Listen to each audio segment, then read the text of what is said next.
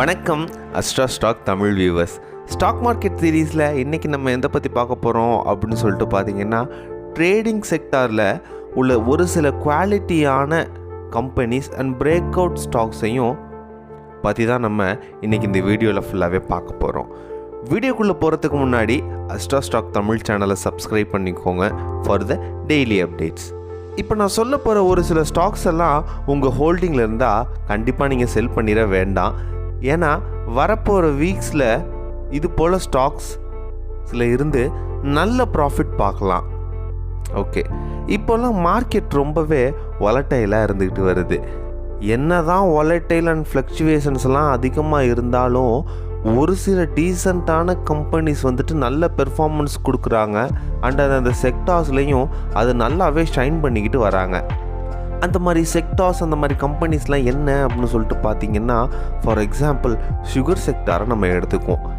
இப்போ பண்டிகை காலத்தில் நிறைய ஸ்வீட்ஸ் எல்லாம் மக்கள் மத்தியில் யூஸ் ஆகிட்டு இருக்கிறதுனால சுகருக்கு கொஞ்சம் டிமாண்ட் அதிகமாகவே ஏற்படும்.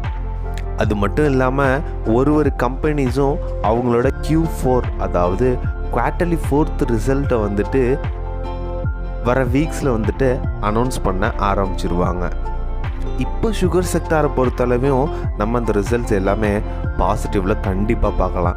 ஓகே, இப்போ சுகர் செக்டார் தான் நம்ம பார்க்க போகிறோம். இதில் ஃபஸ்ட்டு பீக்கில் உள்ள ஒரு கம்பெனி எது அப்படின்னு சொல்லிட்டு பார்த்தீங்கன்னா, ஸ்ரீ ரேணுகா சுகர் அப்படின்னு சொல்லிட்டு ஒரு கம்பெனி இந்த சுகர் செக்டாரில் நல்லாவே ஷைன் பண்ணிக்கிட்டு வராங்க. November 2, 2005 இந்த கம்பெனியோட ஸ்டாக் ₹13.20 ட்ரேட் ஆகிட்டு இருந்தது. இப்போ பார்த்தீங்க அப்படின்னா ₹62.80 லாஸ்ட் ஃப்ரைடே க்ளோஸில் அவங்க அந்த ஷேர் ப்ரைஸ் க்ளோஸ் பண்ணியிருக்கிறாங்க. அப்போ பார்த்தீங்க அப்படின்னா லாஸ்ட் 17 இயர்ஸில் 374% அவங்க ரிட்டர்ன்ஸ் பார்த்துருக்குறாங்க. 374% அவங்க ரிட்டர்ன்ஸ் கொடுத்துருக்குறாங்க. லாஸ்ட் 5 இயர்ஸை மட்டும் நீங்கள் கால்குலேட் பண்ணி பார்த்தீங்க அப்படின்னா 321% ரிட்டர்ன்ஸ் அவங்க கொடுத்துருக்குறாங்க. அக்டோபர் 2019 கோவிட் டைமுக்கு முன்னாடி அப்போது ₹6.80 ட்ரேட் ஆகிட்டு இருந்தால் அவங்களோட ஸ்டாக் இப்போது கோவிட்க்கு அப்புறம் லாஸ்ட் 3 இயர்ஸாக 830% அவங்களுக்கு ரிட்டர்ன்ஸ் கொடுத்துருக்குறாங்க.